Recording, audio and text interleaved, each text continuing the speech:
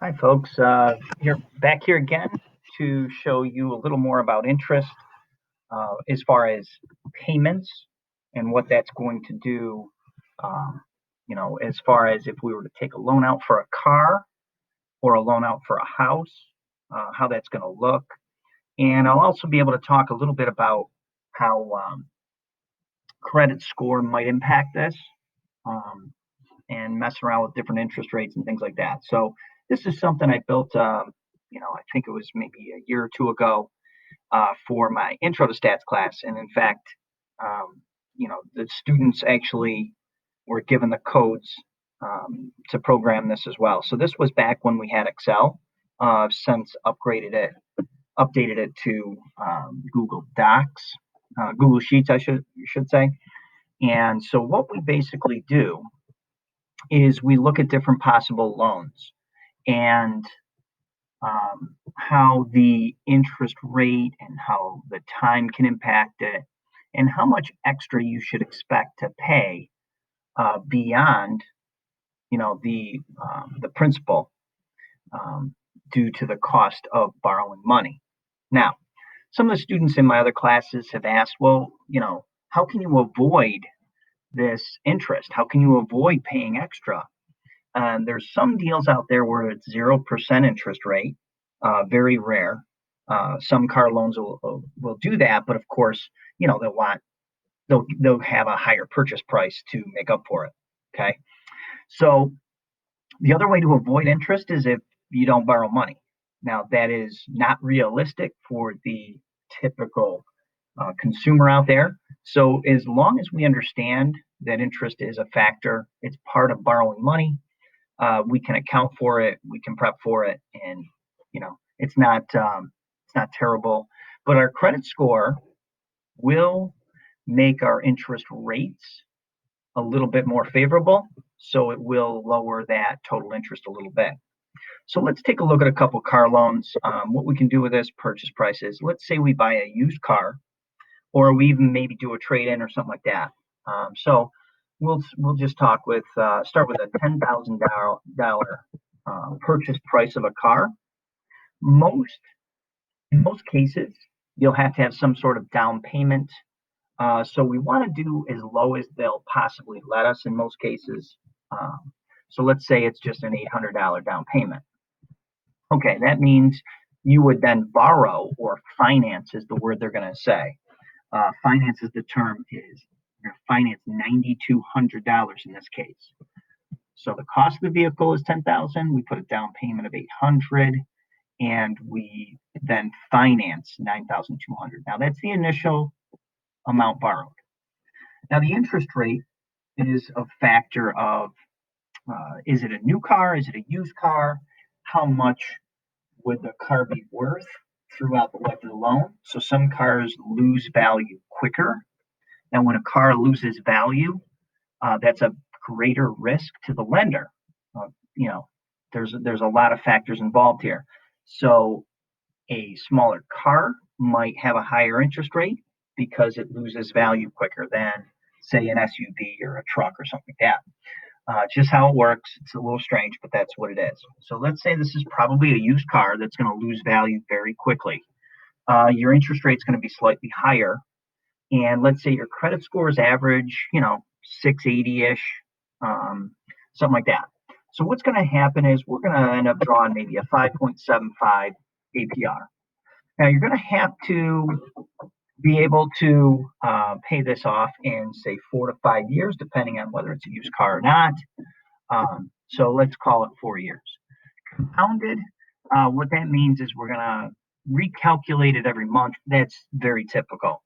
Let's say we close today, 6/2/20, and what's going to happen is 13th pay is something for another lesson. Now, what I'd like to show students is if you had a 0% interest, the payment that you would need to pay this off per month in 48 months, right? 4 times 12, that would be $191.67. That would pay off the loan in your 48 months. The interest, the highest month's interest is the first month. $44 is what you would owe. Now, we don't just add those together for the payment, okay? Because remember, the interest diminishes all the way down to zero towards the end. But what you have to do is realize you got to pay this principal payment, okay? So we have to pay that per month plus something, some amount of this interest, and it's usually a little more than half, okay? So you can see that in this payment. It's the principal plus some extra per month to cover the interest. In this case, it's $215 basically. Now, what I did was I built this so that it would give you a due date. When is that going to be due? Okay, so you pay the amount. You start out in the first month, and you have not paid anything. Okay, you just signed up for the loan. Okay, at June 2nd. On July 2nd, your first payment would be due in the amount of $215. Okay. Now, basically what would happen is they would apply interest to the 9,200. So it would get bigger for a second, then you'd pay this 215, and it would bring the balance. So the amount left is called the balance. That's the term. Okay. So it would come down to 9,029. So you've chipped away a little bit at the balance. Okay. So you paid a little bit of interest. The interest that would be applied to this at the end of the second month would be $43. And then there you go, right? So that's how it works, all the way down to, it'll get to the end. Oh, sorry, we paid it off in 48 months. So you can see 48 months, it's all paid off, okay? So that's how this will work. All right, let's say we change some things up. What if we get let's say our credit score is not great. Oh, one last feature, sorry. So the total interest or the cost of borrowing $9,200 for 4 years. You're not borrowing for full 4 years, by the way. A lot of people are misled by that. So don't just, calculate simple interest. Don't just say, oh, I borrowed this for the whole 4 years. Remember, every payment you chip away at this, the balance comes down every month. So you borrowed $9,200 up front, but then it diminishes as we go. Okay. So for the life of the loan, the total interest that's extra added to your $10,000 purchase price is $1,120.45. And again, the only way to avoid that, of course, is to, not finance, not borrow any money, save up, only purchase things that you have the money for. Okay, how does interest rate impact us? Let's say we have a pretty poor credit score, or there's something else that's that's driving the risk of working with us up. Well, then that is going to be impacted by a greater interest rate, or possibly to the point where they don't even give us the loan. Okay. So let's say that we are in a bad position with our credit score and we get a 7.35%. I just pulled it out of anywhere, right? What happened was it costed us more money in the life of the loan because our credit score wasn't as good. So our interest rate went up. It just costs us more to borrow the money. Now, how do banks do that? Why do they get away with it? Well, it's really based on the credit score. They can justify it. Look at this person's more of a risk if they have a lower credit score. So to work with people with a lower credit score, there has to be a greater potential reward for them. Because as the credit score goes down, the likelihood of that person paying back the loan on time goes down, which is more risk. Okay. Let's say I've got a great credit score. Okay. Now I would get somewhere around 3.25%. Now that's a great credit score. Okay. That would lead to a great interest rate. Notice how much it's going to go down with our total interest. Having a great credit score just saved us a significant amount of money. Our total interest for the whole life of the loan is only $623.39. Remember, an average credit score, you're going to pay $1,100. Great credit score, you can pay as low as $600. So that is why we teach students about credit scores, how to improve them. That's coming for the AP Stat students. We've already learned it as the Intro to Stat students. So why get a better credit score? Look at the savings and interest. Now we're going to switch over to a more pricey car. Okay, let's say we get a newer car, and the purchase price is much higher. Of course, there's probably going to require a bigger down payment, but you try not to. So let's say your purchase price for the car is $25,000, $2,000 down payment. You're borrowing or financing $23,000. Now the time will increase if it's a newer car, a nicer looking vehicle. Let's say we go as far as 72 months, 6 years.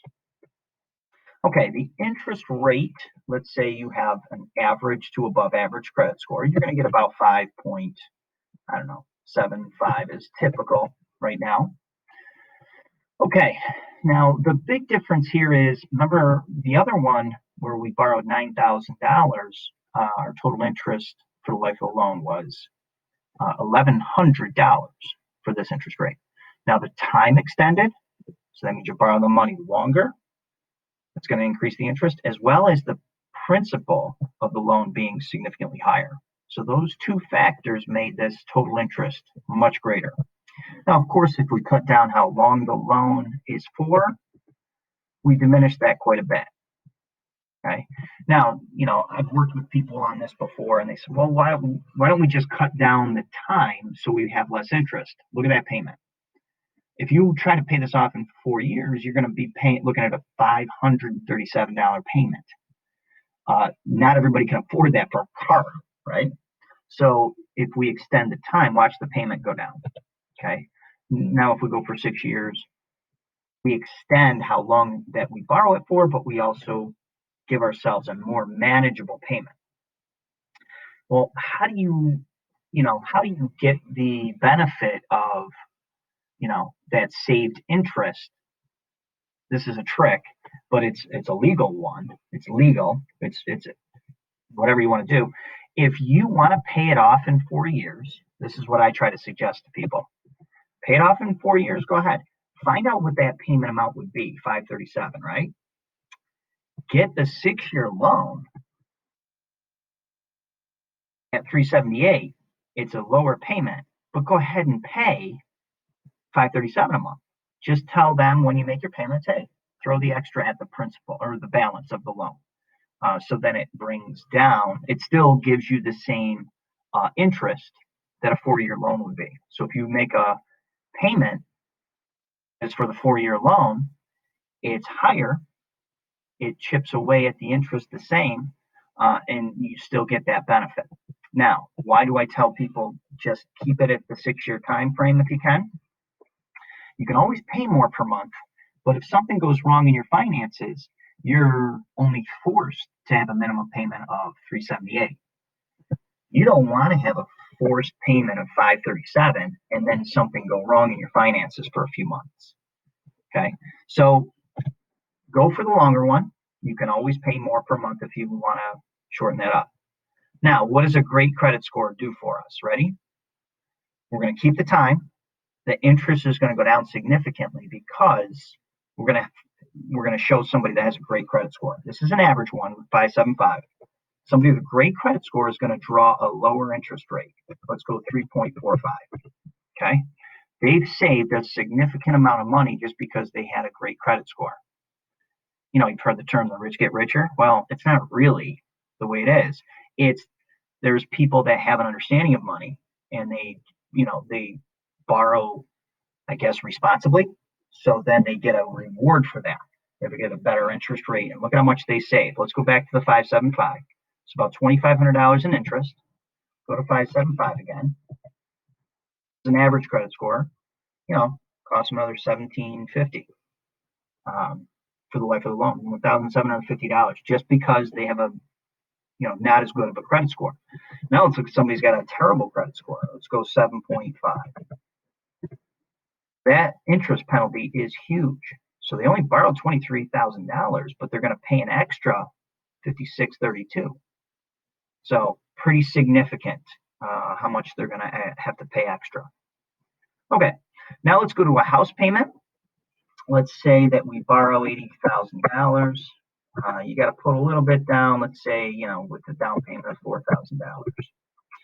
Okay, let's say now the interest rates for a house is much lower, and here's why. First, if you have a poor credit score, they're not going to work with you on a house loan. Okay, so you got to have a decent credit score for a house loan. Second, the value of the home doesn't diminish as fast as the value of a car. Okay, so it's less risk if, let's say, you don't pay your mortgage, the bank does get your house, so they get an asset that's a little more valuable. So the interest rates tend to be lower for houses than they are for cars. Okay, less risk. Now, let's say you have an average credit score.